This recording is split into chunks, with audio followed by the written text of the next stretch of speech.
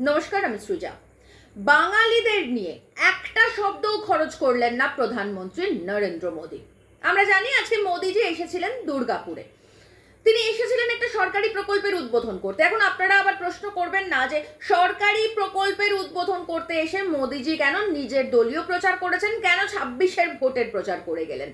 এগুলো আমাদের এখানকার খুব কমন সেন্স। আমরা মোদীকেও যা দেখি, দিদিকেও তাই দেখি যে সরকারি মঞ্চ থেকে দলের প্রচার, ভোটের প্রচার। এই আর মাত্র 2-3 দিন পরে 21শে জুলাই শহীদ স্মরণ, সেখানে পাগলু ডান্স ফান্স তো হবে ঠিকই, তার সঙ্গে দলীয় প্রচার, ভোটের প্রচার সেগুলোও কিন্তু হবে।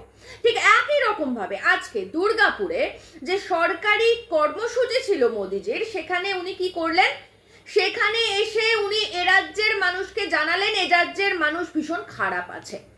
এখন প্রশ্ন হচ্ছে, আমরা যারা এ রাজ্যের মানুষ, আমরা যারা প্রত্যেক দিন তৃণমূল কংগ্রেসের এই দুর্নীতি পরায়ণ চোর সরকারটাকে সহ্য করে যাচ্ছি, আমরা কি জানি না তৃণমূল কংগ্রেস কতটা খারাপ সরকার?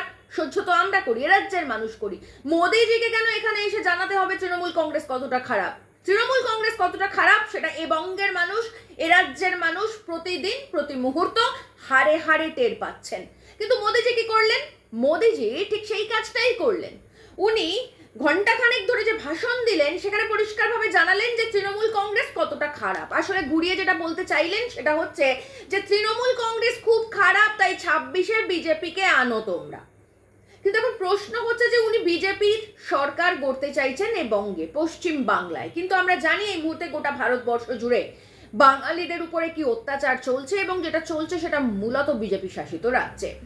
তো এই বিজেপি শাসিত রাজ্যে যেখানে বাঙালিদের উপর অত্যাচার চলছে, সেখানে এই বঙ্গে এলেন প্রধানমন্ত্রী, কিন্তু এসে এই বাঙালিদের উপরে অত্যাচার নিয়ে একটা শব্দ খরচ করলেন না, অথচ উনি চাইছেন এ বঙ্গে সরকার গড়তে।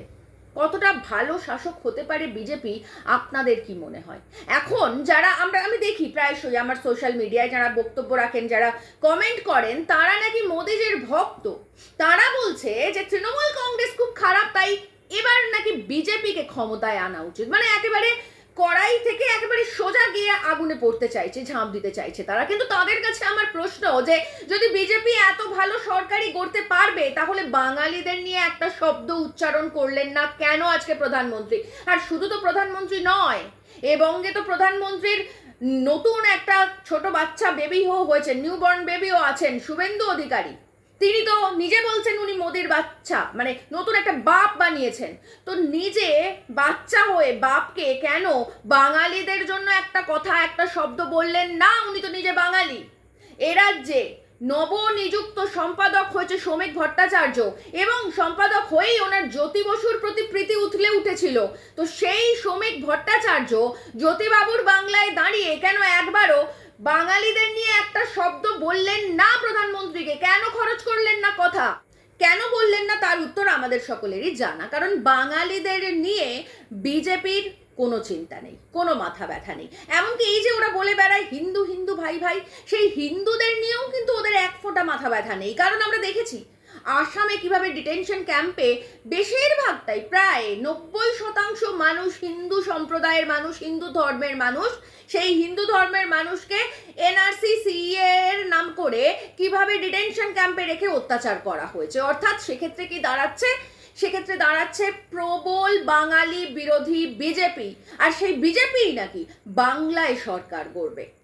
যাই হোক, বিজেপি সরকার গড়বে সেটা 26-এর ব্যাপার, সেটা তো 26-এ দেখা যাবে। কিন্তু এই মুহূর্তে এ রাজ্যের প্রধান প্রশাসককে মমতা ব্যানার্জি, তিনি কি করলেন? তিনি মাত্র 2 দিন আগে বাঙালিদের জন্য প্রাণ কেঁদে উঠেছিল ওনার, তাই উনি মিছিল করলেন। কার বিরুদ্ধে মিছিল করলেন? বিজেপির বিরুদ্ধে মিছিল করলেন। কিন্তু এ রাজ্যে যখন প্রধানমন্ত্রী স্বয়ং এলেন, তার সঙ্গে একবারও দেখা করলেন না। আমরা দেখেছি এর আগে অতীতে বহুবার দেখেছি যে নিজের জন্য এবং ভাইপোর জন্য সেটিং করতে একাধিকবার দিল্লি দৌড়েছেন উনি, একাধিকবার মোদীজির সঙ্গে গোপন বৈঠক করেছেন শুধুমাত্র পুলিশ, সিবিআই, ইডি এগুলোর থেকে বাঁচার জন্য। কিন্তু আশ্চর্য ব্যাপার, আজ যখন বাঙালিরা বিভিন্ন রাজ্যে আক্রান্ত হচ্ছে, না তাদের কোনো আইনি সাহায্য করছেন মুখ্যমন্ত্রী, না মোদীজির সঙ্গে একবার আলোচনায় বসছেন যে কেন এভাবে বাঙালিদের উপরে অত্যাচার হবে, কেন এভাবে বাঙালিরা আক্রান্ত হবে। কারণ এ রাজ্যে পরিযায়ী শ্রমিকের সংখ্যা কত সেটা রাজ্য সরকারের কাছে হিসেব নেই। আমি খুব দায়িত্ব নিয়ে বলছি, এই যে কোভিড গেল সেই সময় কতজন মানুষ পরিযায়ী শ্রমিক হিসেবে বিভিন্ন রাজ্যে ছড়িয়ে আছেন তার একটা হিসেব বার করার চেষ্টা করা হয়েছিল রাজ্য সরকারের তরফ থেকে, কিন্তু সেই হিসেব বার করা সম্ভব হয়নি।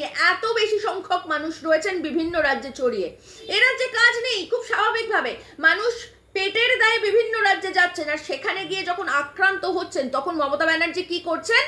তখন মমতা ব্যানার্জি মিছিল করছেন, তখন মমতা ব্যানার্জি সিপিএম শূন্য বলছেন, কিন্তু প্রধানমন্ত্রী যখন এ বঙ্গে আসছেন তার সঙ্গে একবারও কথা বলছেন না।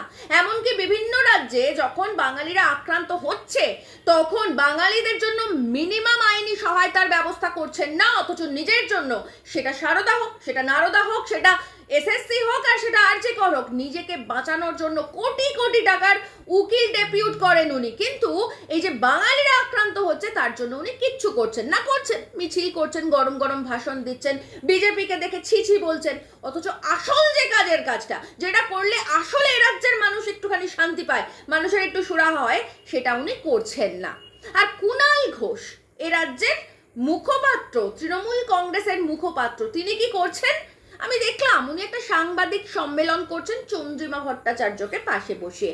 সেখানে কি করছেন? সেখানে উনি সিঙ্গারা জিলিপি বিতরণ করছেন। কেননা মোদিজির মানে কেন্দ্রীয় সরকারের তরফ থেকে বলা হয়েছে যে ডিপ ফ্রাইড যে খাবার সেটা নাকি শরীরের পক্ষে খারাপ, জিলিপিতে প্রচুর সুগার থাকে, সেই কারণের জন্য এটা খাওয়া যাবে না। আর কুণাল ঘোষ কি করছে? সেটার বিরোধিতা করছেন। বাপ রে বাপ, ভাবা যায়?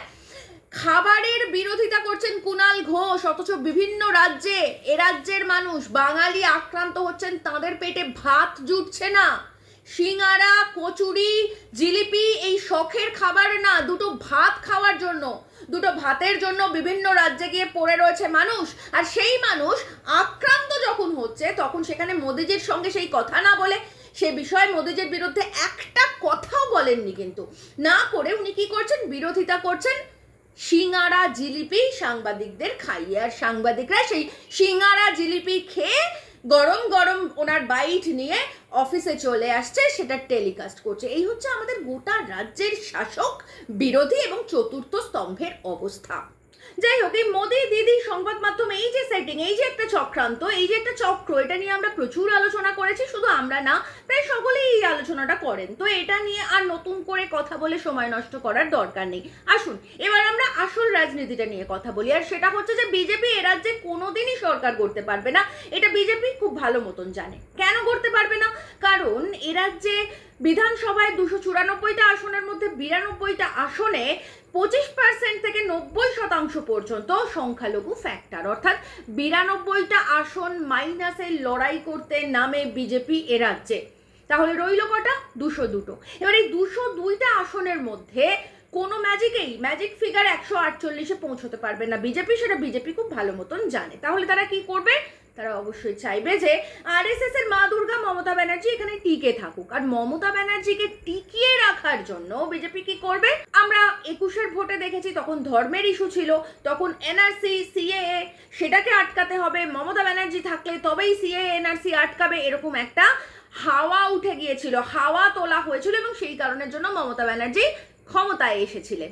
তো এবার তো আর সেভাবে এনআরসি সিএ এর হাওয়াটা নেই, ওই হাওয়াটা মানে ওই মার্কেটটা এখন পড়ে গেছে। তাহলে এবার কি করতে হবে? তাহলে বাঙালিদের উপরে অত্যাচার করে জাতি বিদ্বেষের ইস্যুকে তুলে ধরতে হবে, আর সেই কারণের জন্য বিজেপি শাসিত প্রতিটা রাজ্যে বাঙালিদের উপরে অত্যাচার হচ্ছে, যাতে এ রাজ্যে মমতা ব্যানার্জি এই জাতি বিদ্বেষের ইস্যুর কাঁধে পা রেখে 26-এর ভোটটা পার করতে পারেন, এছাড়া আর কিচ্ছু না।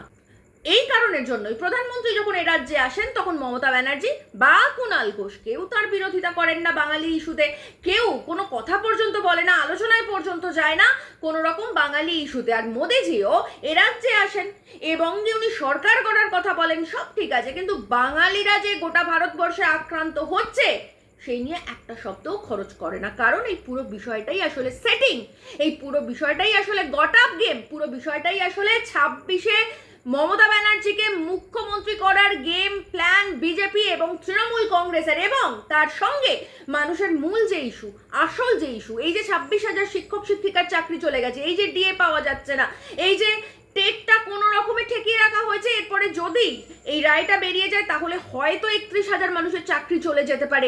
এই যে সরকারি মাধ্যম স্কুল বন্ধ হয়ে যাচ্ছে, এই যে আরজি করের এই চিকিৎসক এখনো পর্যন্ত বিচার পায়নি, এই যে কসবায় গণধর্ষণ হয়ে গেল, এই সমস্ত দুর্নীতি, সমস্ত অপশাসন, সমস্ত অসভ্যতামকে ভুলিয়ে দেওয়ার চক্রান্ত হচ্ছে, কখনো ধর্মীয় বিদ্বেষ, কখনো জাতি বিদ্বেষ। আর এর মধ্যে দিয়েই আসলে মানুষের আসল যে ইস্যু, মানুষের পেটের ভাত, মাথার ছাদ, সেই সমস্তকে ভুলিয়ে দিতে চাইছে এই বিজেপি আর তৃণমূল। তাই এদেরকে, এই দুটো রাজনৈতিক দলের গোটা গেমকে চিনতে শিখুন, এই দুজনকে বয়কট করুন। আসলে মানুষের আসল ইস্যু হচ্ছে পেটের ভাত, মাথার ছাদ, যেটা বাঙালিদের থেকে কেড়ে নিতে চাইছে বিজেপি শাসিত রাজ্যে। আর তার জন্য মমতা ব্যানার্জি একটা শব্দ খরচ করছেন না, কারণ উনি জানেন জাতি বিদ্বেষের বিষ যত ছড়াবে তত উনি ভোট বেশি পাবেন। কারণ মানুষ ভাববে মমতাই পারে বাঙালিকে বাঁচাতে, মমতাই পারে এ রাজ্যকে বাঁচাতে। আসলে মমতা ব্যানার্জি ঠিক এইভাবেই এই রাজ্যটাকে একটু একটু করে একেবারে খাদের অতলে তলিয়ে দিচ্ছেন।